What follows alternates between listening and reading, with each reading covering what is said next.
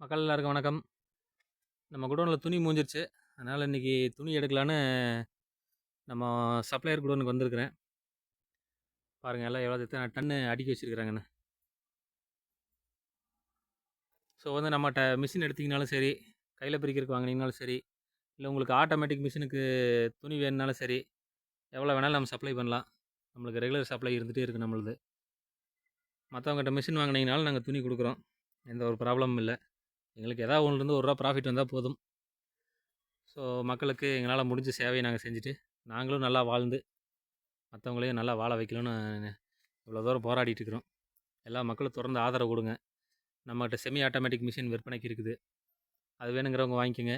இல்லை கையில் வாங்கி நம்மளுக்கு பிரித்து பைபேக் கொடுத்தாலும் சரி, இல்லை உங்கள்கிட்ட ஆட்டோமேட்டிக் மிஷின் இருக்குது, துணி தேவைப்படுதுனாலும் சொல்லுங்கள், துணி அனுப்பி வைக்கிறோம்.